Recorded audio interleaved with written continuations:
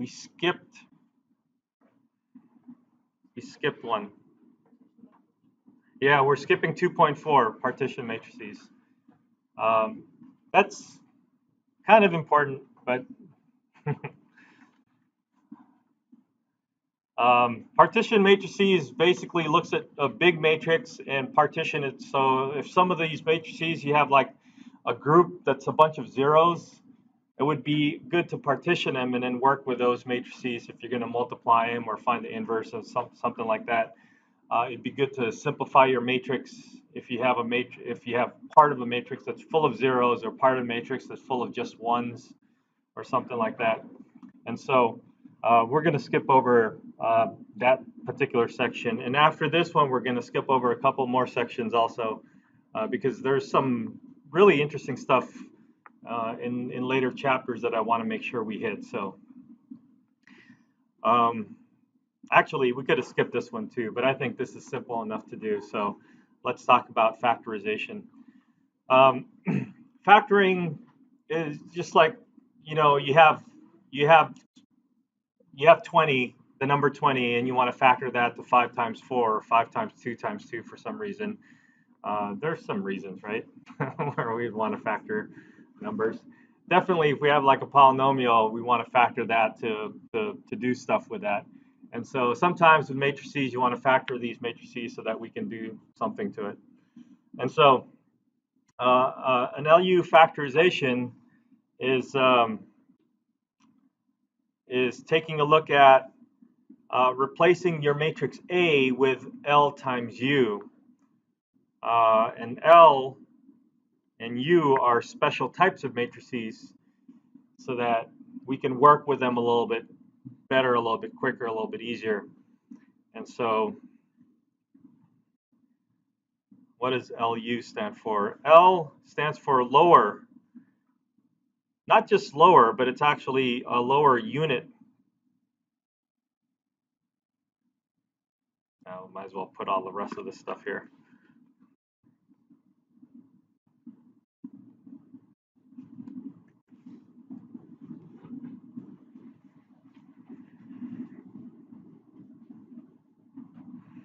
So an LU factorization takes your matrix A and writes it as a product of an L matrix and a U matrix.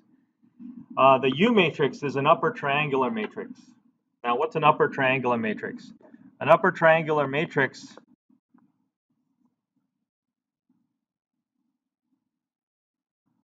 is a matrix with zeros in the lower left-hand corner, and then from the diagonals on up to the other part of the matrix would be non-zero. I mean, it could be zeros, and there could be some zeros in there too, but in general, it would be non-zeros. But basically, anything in row echelon form is an upper triangular matrix. Yes. Now, the L is not just a lower triangular matrix, but it's called a unit lower triangular matrix. And the L matrix will have ones in the diagonal, and then a bunch of other numbers in the lower part, and then zeros everywhere else. So the lower triangular matrix has an added criteria that it be a unit lower triangular matrix to say that the diagonals have to be ones. An identity matrix would have zeros down in the bottom as well. No, they are just numbers. So in the lower part over here, they're numbers, whatever they are. Maybe some of them might be zero, maybe they might all be zero, but in general, they'll be non-zero values within this little triangular part, but the upper part would be zeros.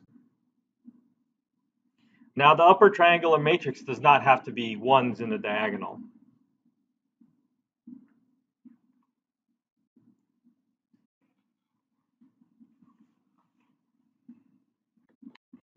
So if you have a square matrix, you can, and a factorization A equals LU is where L is a lower unit and U is an upper triangular matrix. It's called an LU factorization. So what is it good for? the idea behind this is that if you have AX is equal to B, which is what we tend to always go to, you can replace L or A with LU.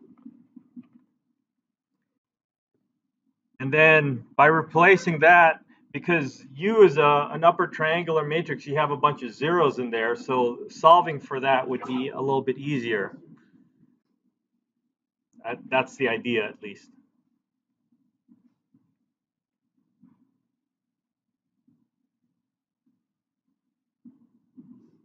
So it might be clearer if we wrote it vertically instead of having it written in paragraph form like this. We have A is equal to L U X, and X is your vector that you're solving for, and B is some known value. And then we're gonna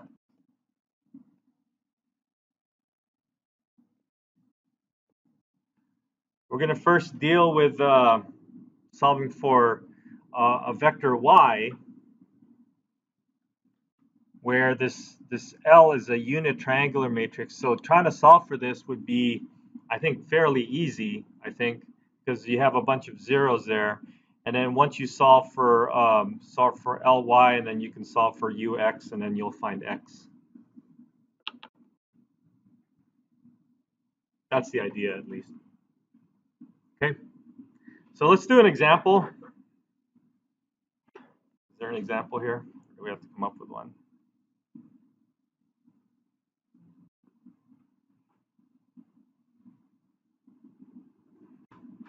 Oh, we should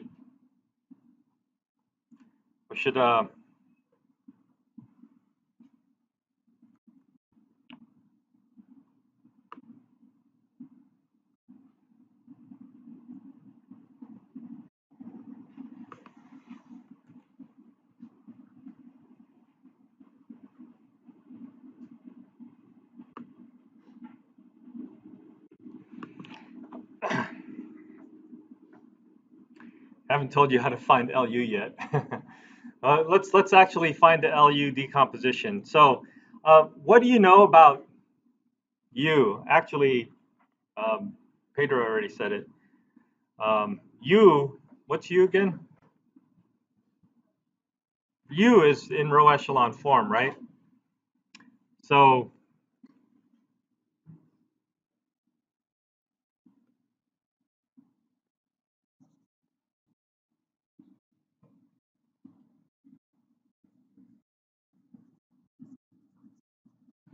U is a matrix in row echelon form.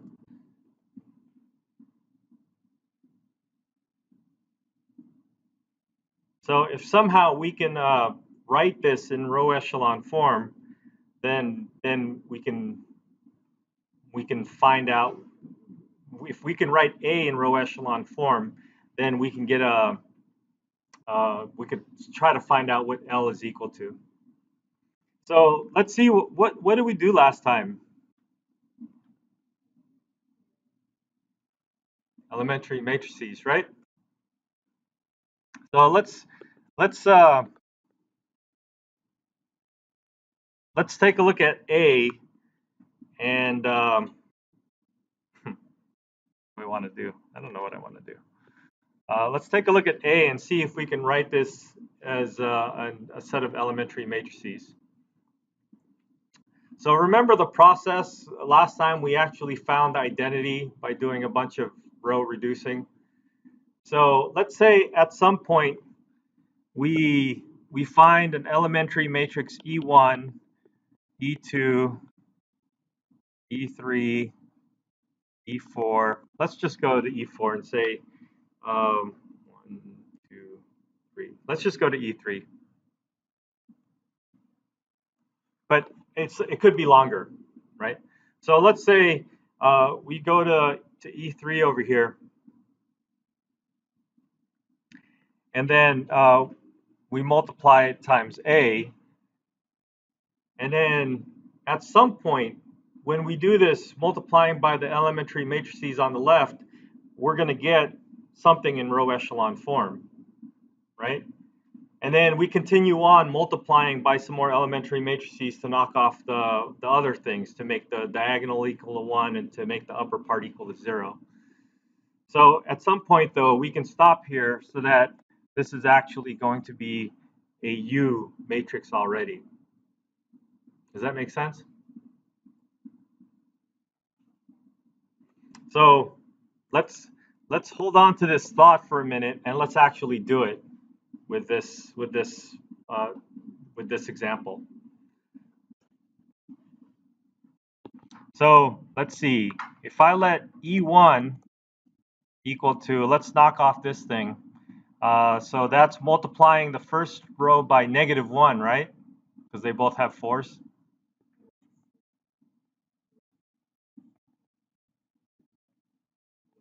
What? Yeah, just, no, not multiple. Yeah, just add it.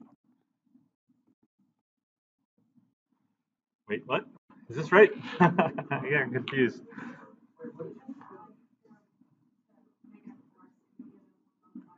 Yeah, yeah. So this is a good elementary matrix, right? It is an elementary matrix, and if we multiply E1 and A, uh, then we're going to get this to be 0. Does that make sense? Maybe we should do that. What? 1 step out of 7. They don't take forever.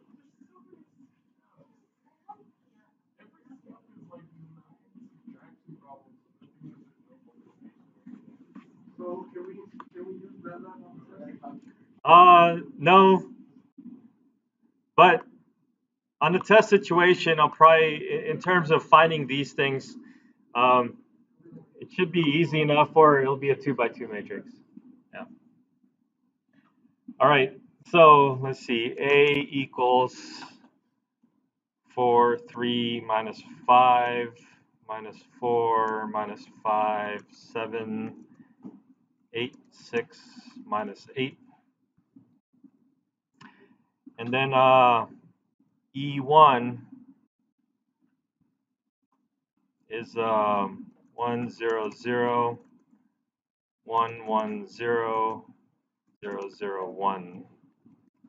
So E1 times A would be almost like the matrix A, except we got rid of the thing. Got rid of the thing. All right. So is that part good? All right. Now E2 would probably be 2,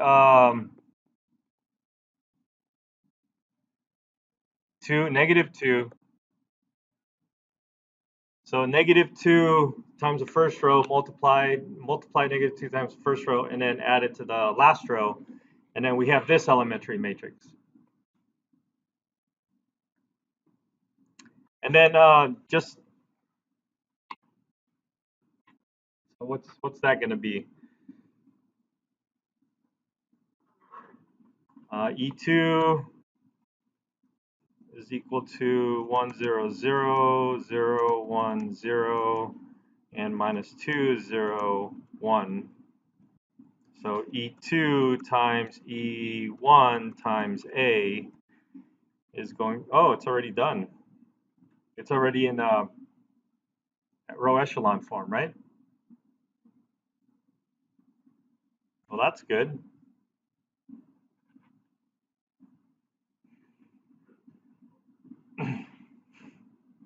But just imagine if that was not 0, and then so we just have to multiply by a multiple of this to get this to equal to 0. So just one more after that, right? So that's only 3 matrices.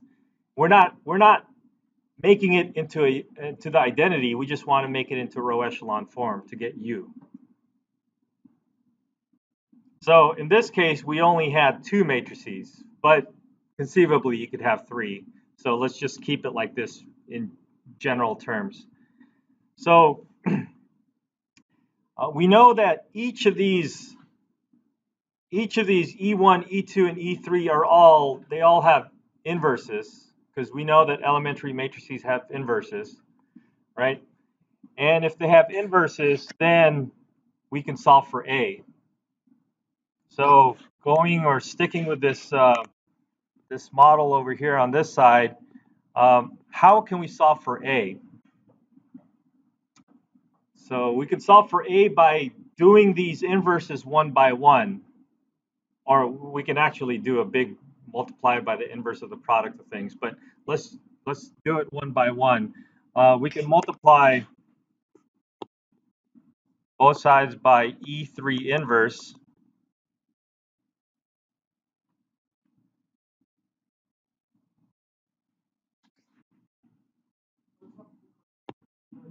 Yeah,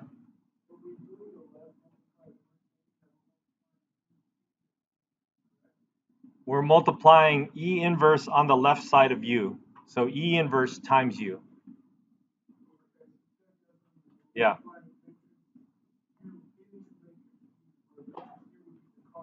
I wouldn't call it U into matrix E because I would say something into a matrix if it was a vector. But in this case, U is already a matrix. So um,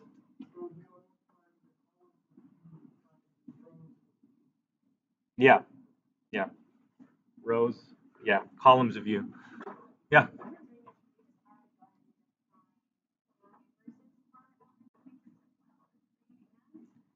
Good. And that's going to be our little shortcut to find the LU factorization. We'll see that. So if that happens, then this thing is going to be equal to the identity because they're inverses of each other. And so we would have E2, E1, A is equal to, I'm going to leave some space here because I'm going to multiply again on the left side. So you see what's happening? We're going to multiply again by by this time by E2 inverse. And then that would make the other part disappear. We have E1. E1A is equal to, now we have E2 inverse, E3 inverse, and U. And then if I multiply one more, then I got rid of that, essentially got rid of that.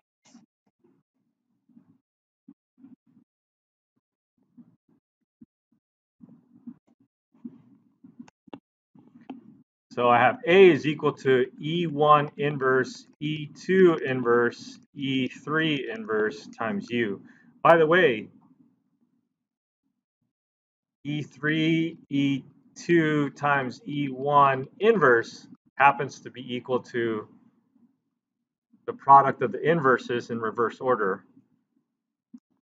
E1 inverse, E2 inverse, E3 inverse, which is what we got.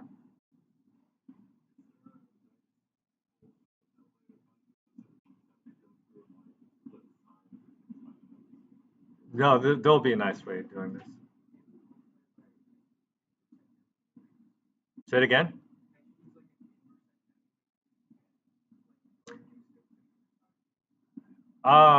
You could do that too, but I think doing it this way, like I said, all those little pieces that you guys are saying make sense, and you can do it that way. But there's going to be even a shorter way. I think. So, anyways, A is equal to something times U, where U is an upper triangular matrix. So that something must be our L that we're looking for. So L is actually going to be equal to the product of the inverses of those elementary matrices that you used to reduce your original matrix A. Interesting. Let's figure out what A is equal to, or what the inverses are equal to. I don't want an equal sign there. E1 inverse. How do you undo what you just did over here? Yeah?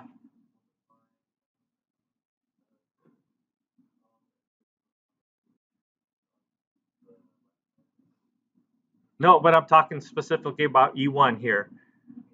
E1, what do I need to do to undo E1? It's the same. It's almost the same, except there's a minus sign, right?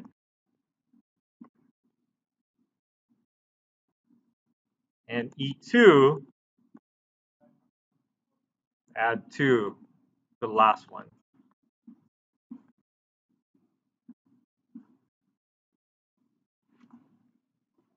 Okay? What? That seems simple enough. Yeah.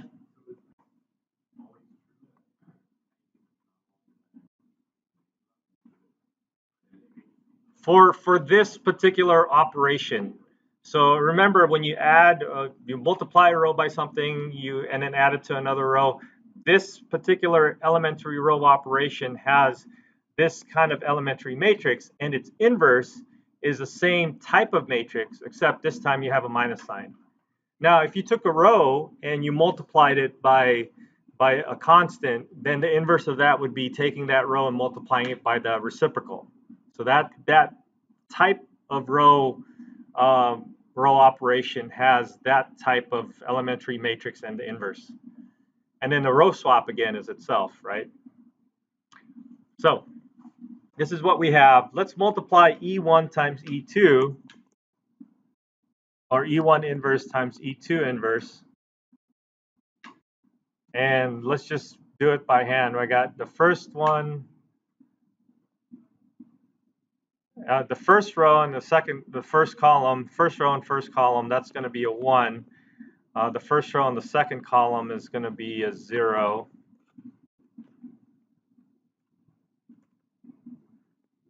And then the first row and the third column is going to be 0.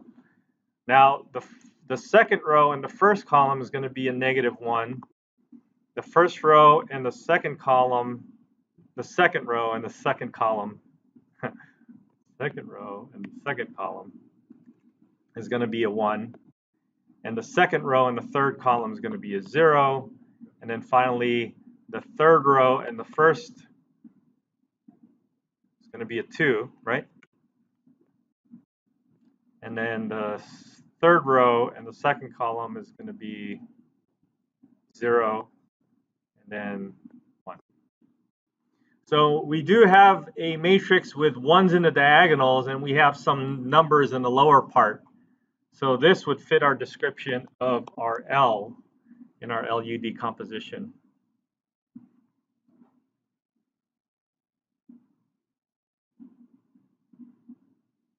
Now let's take a closer look at the lower part of our L. We know that our diagonal is going to be 1s, and anything above that would be 0s for our lower. But let's take a look at where these numbers came from. So they came from the elementary matrices, right? Which is really the opposite sign of your elementary matrix. So the inverse of the elementary matrix is like the elementary matrix with an opposite sign. So if you keep track of what you're doing to get a 0 in that particular spot, then that spot will end up being your 1, or your lower part. You're not doing in the upper part, you're not doing anything in the upper part, so the upper parts are always going to be 0.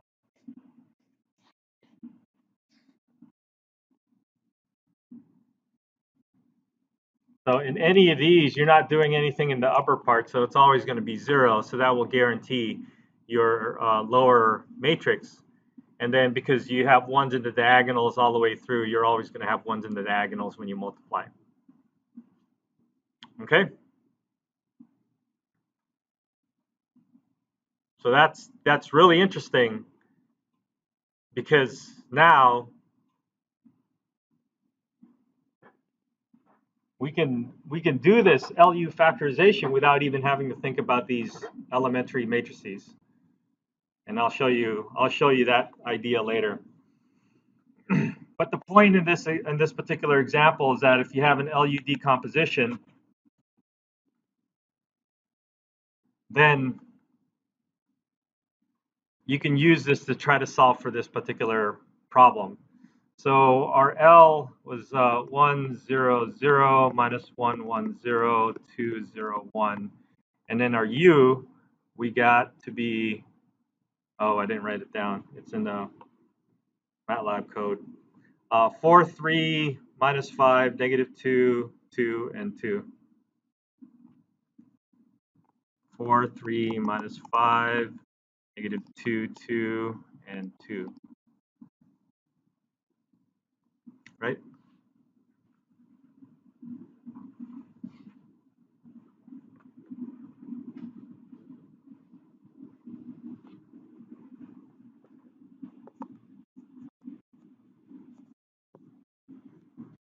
So if we have this problem where we have a matrix or a vector b 2, negative 4, 6, so we have ax equals 2, negative 4, 6. We can replace a with this 1, 0, 0, minus 1, 0, 1, 2, 0, 1. Oops, did something wrong here. Should be a 1.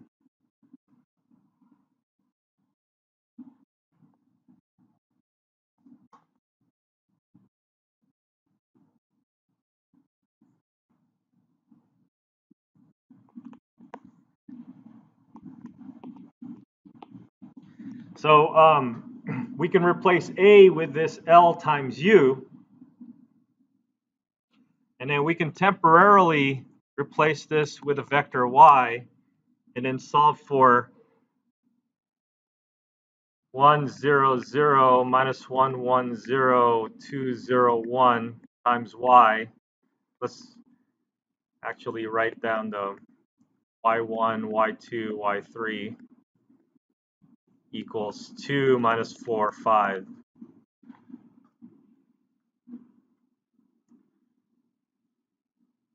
Okay?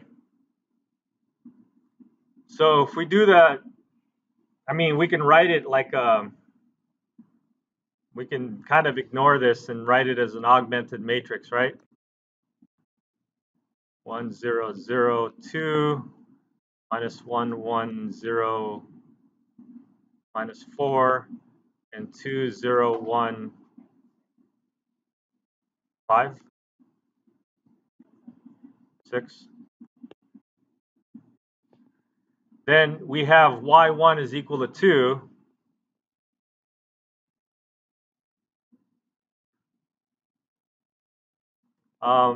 Minus y1 minus 2. Let me rewrite that. Minus 2 plus 1, or plus y2, is equal to negative 4. So you can solve for this. y2 is equal to negative 2. And then the last one, we have 2y1, which is negative 2, plus 0 y2 plus y3 is equal to 6. So y3 is equal to 2.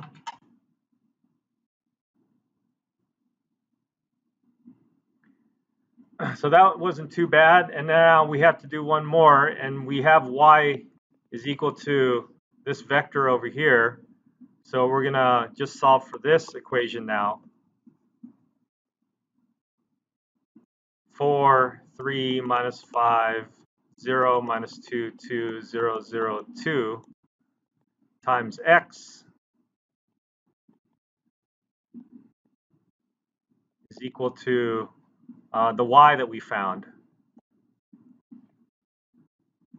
which is 2 minus 2, 2. And so we could solve for this in a similar way. Yeah.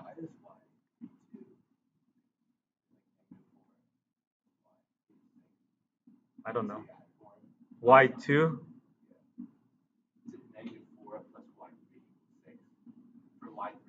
y3. Negative 4. So I would have to add that. That would be 10? That would be 10.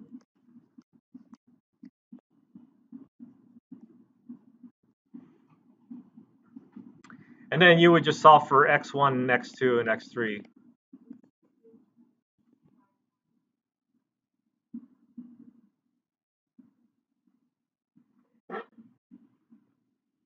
So this is 2 times y1 plus 0 times y2 plus 1 times y3 is equal to 6, right? And then y1 was equal to,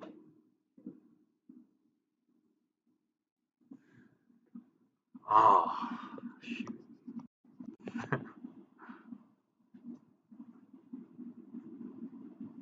So it was 2. Sorry guys, I should have done this on a bigger sheet of paper.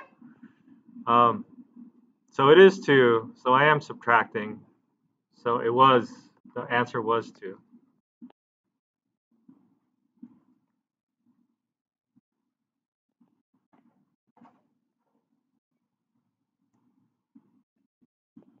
All right. So you can find out the rest of this solution for the x's by doing this equation over here, and then we can just do it the same way we did this augmented matrix. Okay.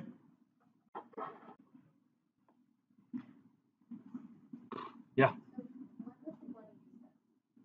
Well, this is the case where the idea is that you're doing things by hand, and then you have a lot of different values for b. Here we only have 1, so it's almost not worth doing this step. But if you have a lot of different values for b, then this is one way to do it. In fact, they say in the book that this is actually how a lot of numerical programs do it. They find the LU factorization first, and then they solve for it this way. Because solving for this way, after you find the LU factorization, the solving that you do here is just a bunch of linear equations that you're solving. So it doesn't get any more complicated than that.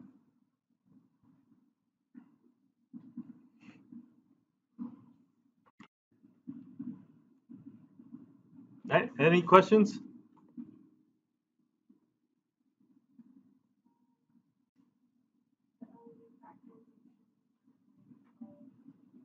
The LU factorization kind of supposedly makes things easier to solve. if you have different values for b. I mean, the easiest way to solve for this is that if you can find the inverse, then you just multiply it by b. But this is just another way. If nothing else, this is a way to separate or factor a matrix, and that's sometimes we want to. It's just one of the tools that you might come up with that might be interesting to use later on. Thanks, Nate. Tools. Wait,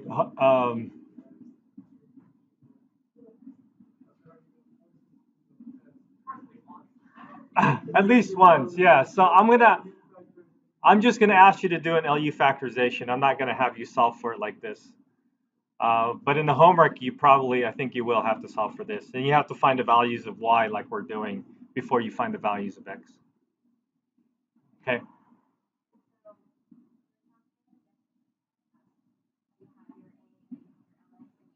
Mm-hmm. Yeah. Well, if you multiply these elementary matrices, which is what we did, you get L. And we only multiply the elementary matrix up to where A became row echelon. Because yesterday or last time we actually got rid of we made the diagonals equal to 1 and we got rid of the other stuff on top. And so here we're stopping somewhere before going all the way to the other stuff. Yeah. U represents an upper triangular matrix. That's why we want it in row echelon. So U represents an upper triangular matrix, which is a matrix in row echelon form. All right. Let's do another one, just to let you guys know that this isn't really that bad. Ooh.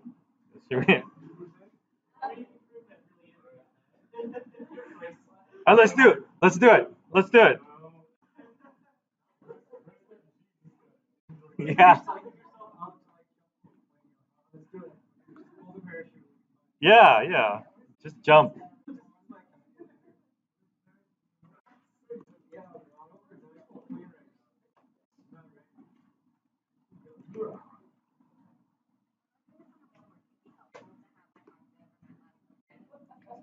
I always, when I'm writing a test, I always have some sort of, I use Mathematica, but I always have some sort of program to make sure that I'm getting the right answers. And so, um, yeah, you can program in your calculator. I'm glad I'm not taking a test. You also have to be careful with reducing. We had an issue where if you didn't reduce your fractions in the homework, then they're going to mark you off wrong. So, sorry. Good luck. All right. Yeah. No, you get like 3 tries for a problem.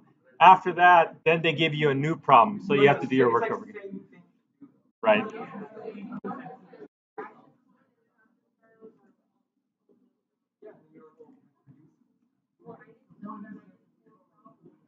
All right. Here's what we're going to do.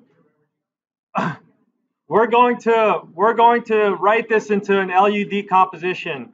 And let me show you how easy it is.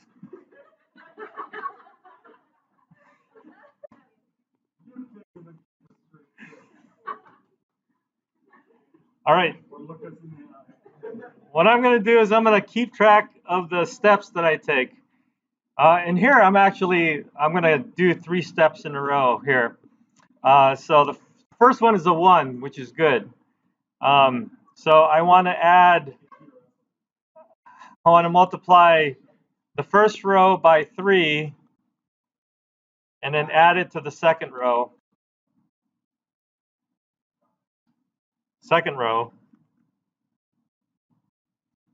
And I get 1, 3, 4, 0, and then this is a 0. And then what happens after that?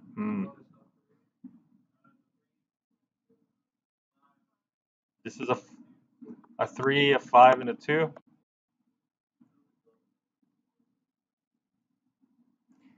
And then now let's do -3, R1 plus R3. So that gets a 0 there also.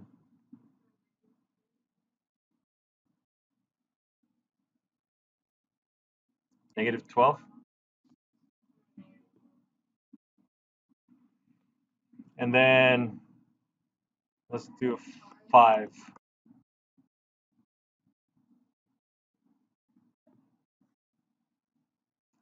And then what happens after that? +12. It's what? 22?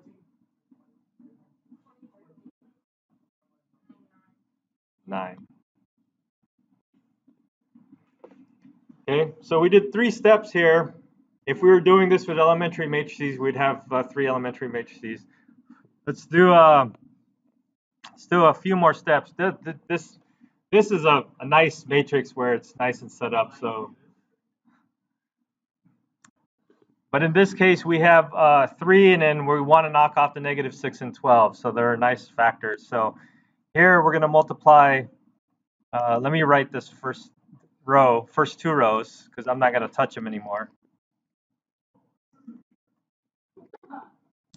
So now I want to multiply the second row by +2, right? And then add it to row 3. And that's going to make this into a 0. And then this is 10, -2. This is 4, 0. And then I'm going to do this in this step also. 3 times -4 will make the 12 disappear. So multiply the second row by -4, add it to the fourth row. I got 0, 0, and then what? 2, and then 1. Oh, that's nice, because this last one, this is the last thing I want to get rid of.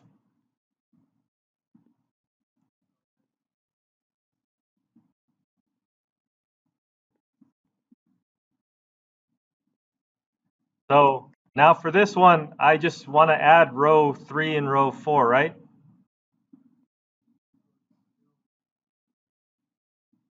Let me put a 1 here. So 1 times row 3 added to row 4.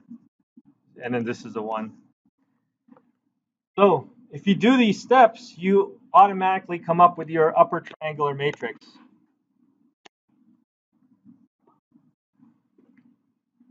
Okay, we're done with the U part.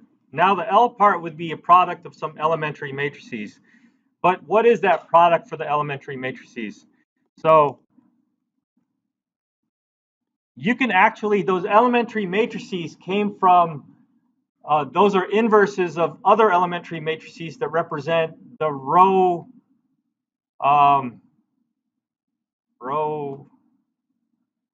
operation, thank you, represents the row operations that we did.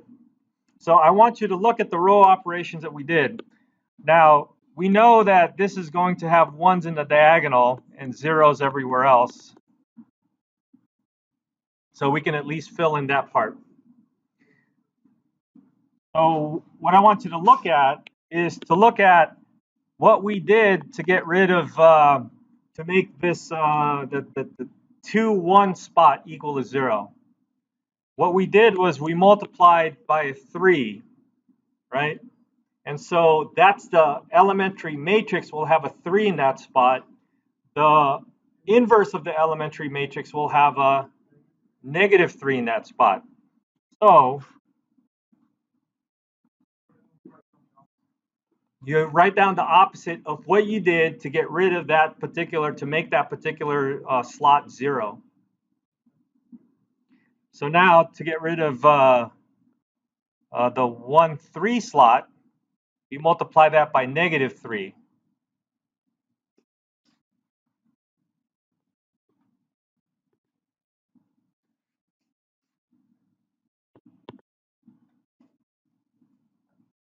So multiply that by -3. So this is going to get replaced with the opposite of -3, which is +3.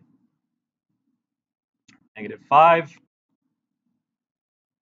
Now for the third row and second column, the 3, 2, we have a -2 and a +4. And then for the last one, we have a 1 here. So we have a -1.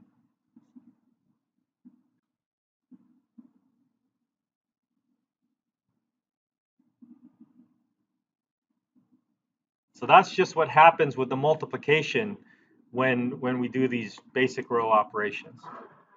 Okay. So that's what they got.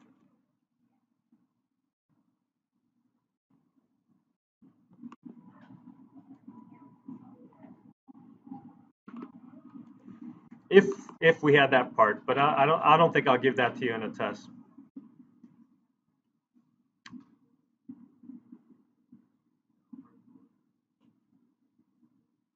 So the upper triangular matrix and the lower triangular matrix, you just find the spots that you need based on the row reducing that you did. That's why it's LU. Lower and upper. All right. So that's your basic algorithm. Let me do another highlight, a couple more highlights here.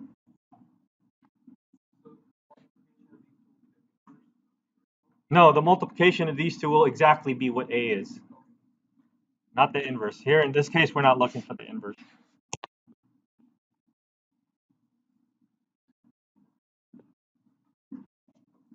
Do I have more highlighters?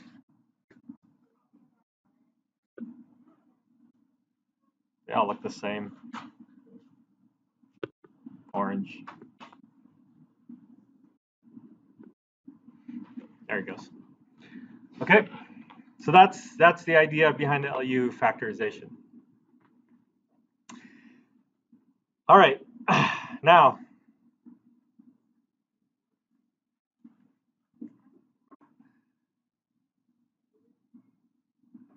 so here's the algorithm in a few sentences, but I don't know if that makes much any more sense than what we had before. So I don't know. Maybe I'll put the algorithm down anyways, and you guys can sort it out for yourselves. But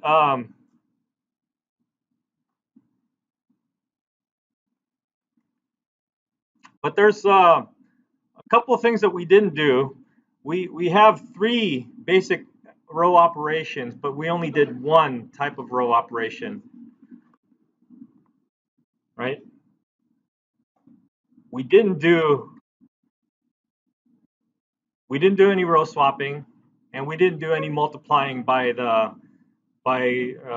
by multiplying by constants, right? So we don't need to multiply by constants because we don't need to make something equal to 1. We don't. Our U is just an upper triangular matrix. So we didn't do any of that sort of operations. And we also did do a switch, which in some cases you might need to do.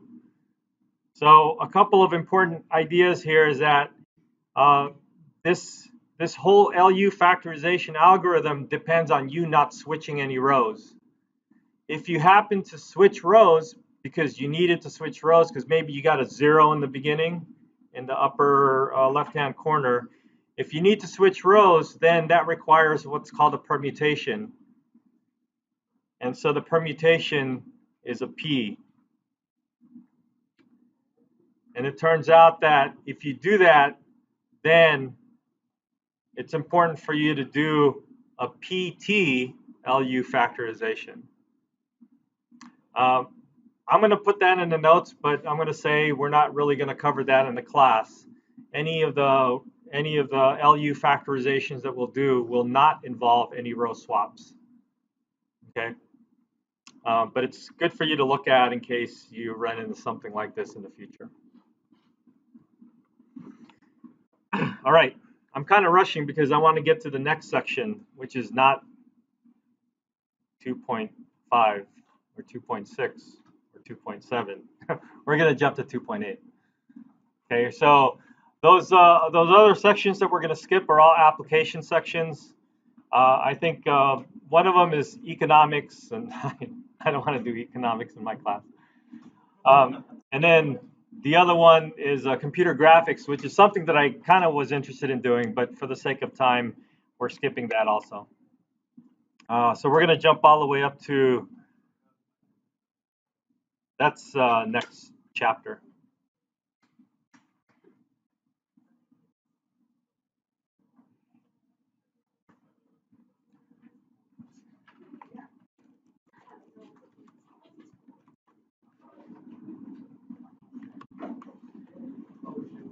We're going to jump into something that's going to be more abstract. And traditionally, this is how people start off their linear algebra classes, is they start defining what a vector space is.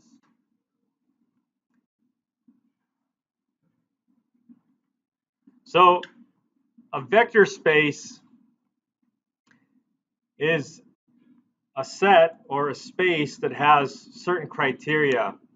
And we're not going to go over the basics or the abstract definition of a vector space, because the vector spaces that we're going to be dealing with in this class are just vector spaces that are something that we know of already, and that's Rn.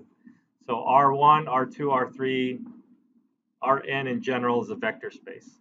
So let's just say that.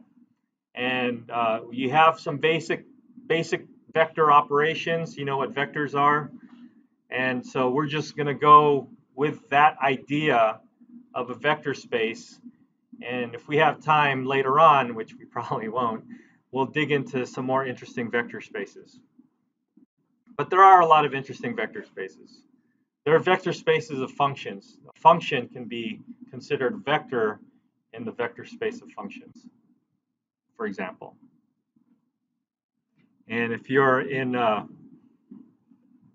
differential equations class or have had differential equations, you might have talked about linear independence of functions. Functions are linearly independent if they follow the same linear independence rules we have for vectors, except instead of vectors, we're dealing with functions. But really, those functions are vectors in the vector space of functions. Anyways, there's other cool vector spaces too, but we'll not worry about that right now. A vector space is a space that it satisfies like 7 or 8 conditions or something. Yeah. But right now, we'll just say that Rn is a vector space. Yeah, it's a space where you can have vectors, right? So the thing is that vector spaces have special properties. One of the properties it has is that it has a definition for an inner product, which is like a dot product. It also has a definition for a length of a vector. Now, when you talk about functions, you go, what's the length of a function? Well, the length is just the name, and you can define anything for a length of a function. And a lot of times people define the length of a function by the integral from 0 to 1 of that function. Anyways, maybe I've said too much already.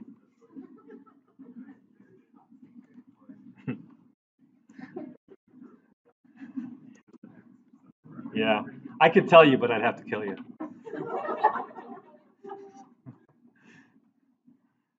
It's classified.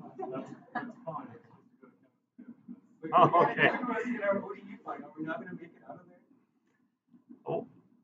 Oh, just look it up. All right, but we will define a subspace. So here's a subspace. A subspace of a bigger vector space is any subset of that particular vector space that has 3 properties. These 3 properties are kind of intertwined, and you can really write one big property, but let's just say it has 3 properties. The first property is that the vector 0 has to be in that subspace. The next property is that if you add 2 vectors within the subspace, they would still continue to be in that subspace. And then the third property is that if you scale a vector, then that vector will still continue to be in that subspace. Okay, so there's a good visual example for things that are not vector subspaces. So let's take a look at those, and then we'll see if we can define what a vector subspace actually is. Yeah.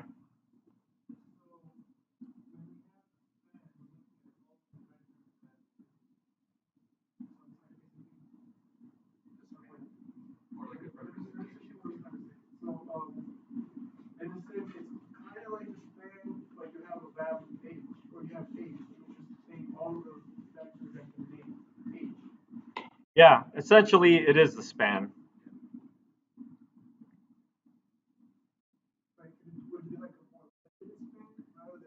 No, it is exactly the span. Yeah.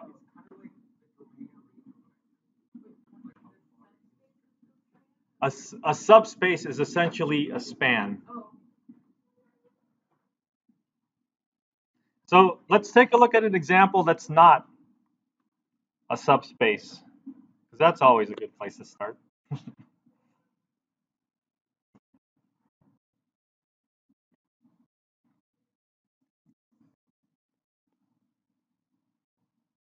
So let's find all the points x, y in R2 such that 0 is less than or equal to x, less than or equal to 1, 0 less than or equal to y, less than or equal to 1. This is a good thinking exercise. Can you imagine what this is?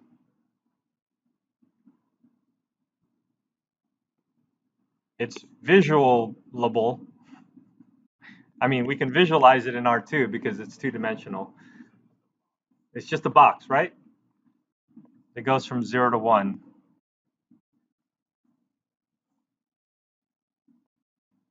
So this is H. The question is H a subspace?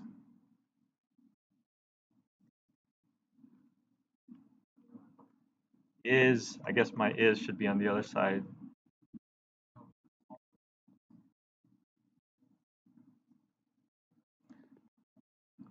Well, it has to satisfy the 3 conditions. First, is 0 in here? Yes. 0 is here. It includes x equals 0, y equals 0. So 0 is in there.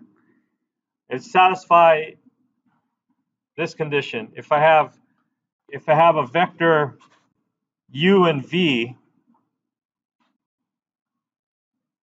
if I have a vector u and v, like,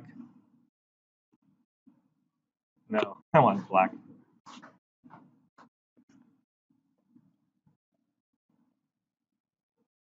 If I have this vector here, if I add that, is that vector still going to be in my subspace?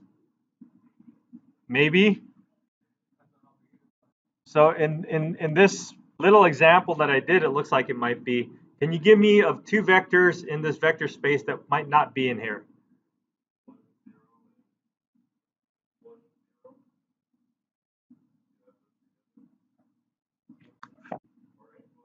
Well,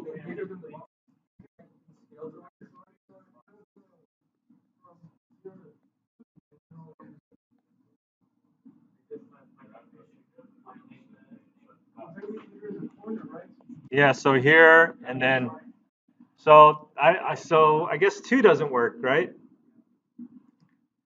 So I didn't write it down, but the first criteria, 0, 0 is in H. That's a check. The second criteria, if we have this example, 1, 0 plus, let's do 0.5 and 1 equals 1.5 and 1, and that is no longer an H. So we can stop here and say it's not a subspace.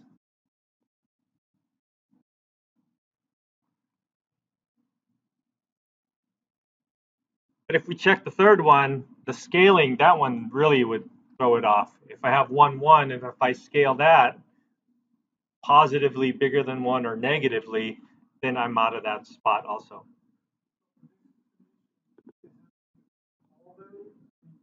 Yeah, it has to be all. Yes.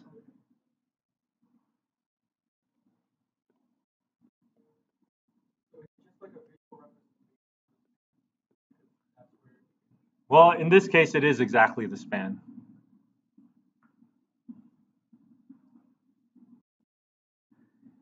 So here, the answer is no.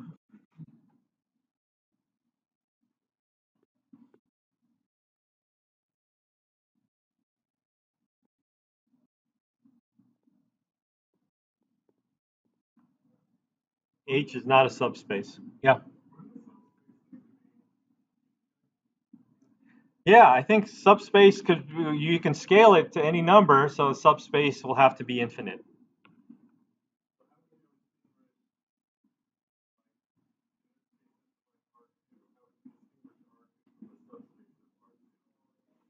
Well, let's see if we can find a subspace. Let's do another example.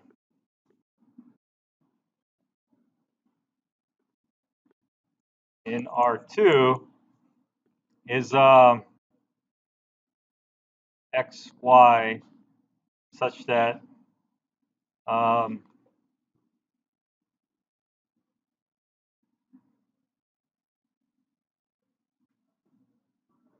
would the first and third quadrant work?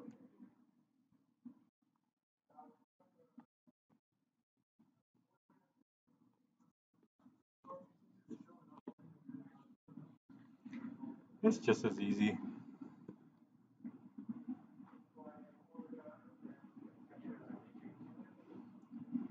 Would this work? No, because I can have things that could go in the, never mind. How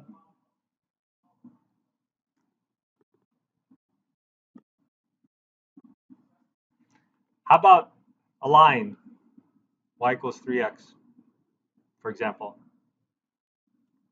So is this a subspace?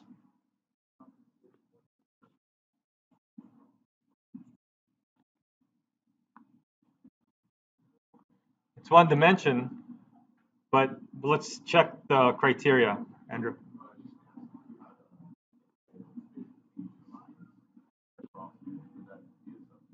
I was thinking about that. That was my example of the first and third quadrants. But I think if you have, there might be a way where you you add a couple of them and then it'll be in the other quadrants. So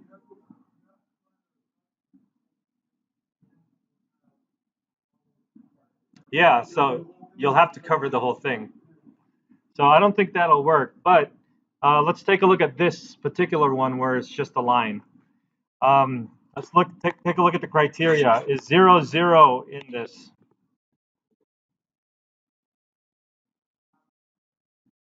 This is, have you guys used the symbol? Is an element of H. So 0, 0 is an element of H. So that satisfies the first criteria. Now, if I have a vector in this line, basically a point on the line, or if you have 2 points on this line,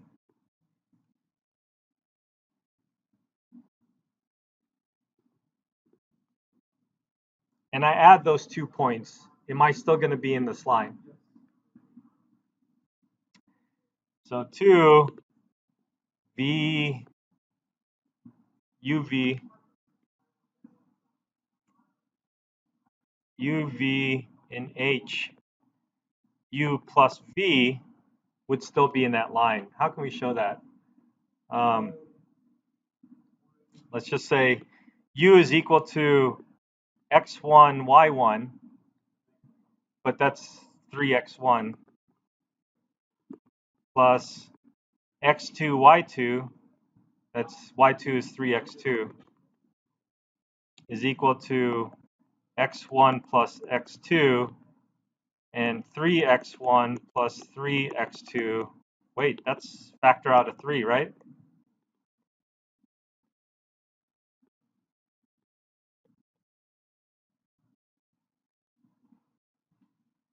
So that's like saying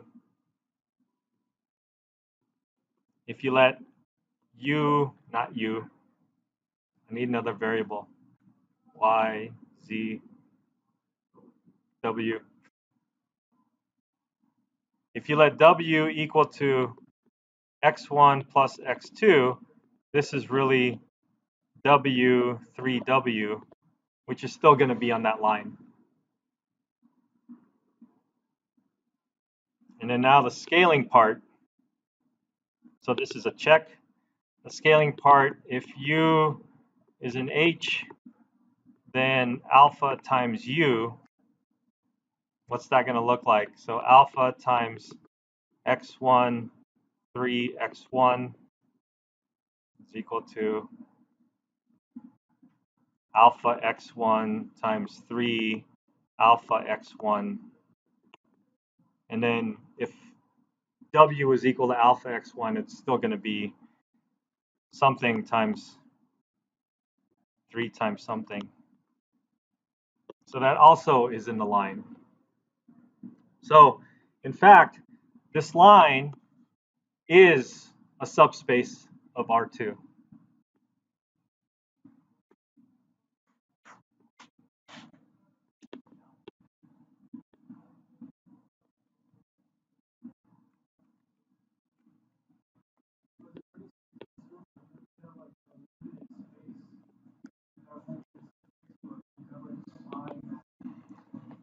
Yeah, if you're dealing with the vector space that we're dealing with, which is R something, Rn.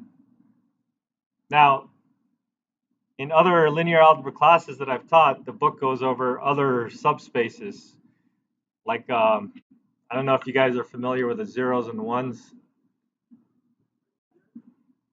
Yeah, if I look at the binary space, I can do a binary space of zeros and ones and make matrices out of them and make vector spaces out of them. And then that is a finite vector space. I could actually list down all my possible vectors, whether I'm in 3 or 4 or 5 dimensions. So that is an example where your vector space can be finite. It's not infinite. Okay. So this is just the beginning, and I want to just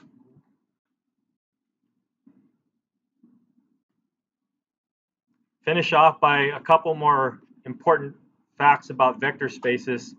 And then next time we're going to focus on a couple of specific vector spaces that are based on matrices. So here there's always going to be two special vector spaces. Vector subspaces. One of them is the zero subspace where it contains only the zero vector. That's a subspace. It only has one element, that's a zero vector. And then the other special subspace is the whole space itself. So like in R2, if I look at the whole thing, then that's also a subspace. Those are kind of like degenerate types of subspaces because they're the extremes. And what might be more interesting is to find subspaces in the middle. Yeah. R2 is a subspace of itself, yes. Okay? It's only the beginning. Your mind will continue to be blown. So what we want to do is we want to think about all the spaces in the middle, and then the other thing we want to think about is the dimension of each of these subspaces. Okay? Once we do that, then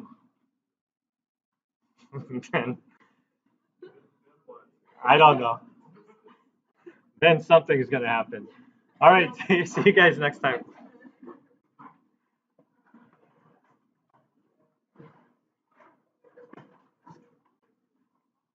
Figure out if I'm doing something.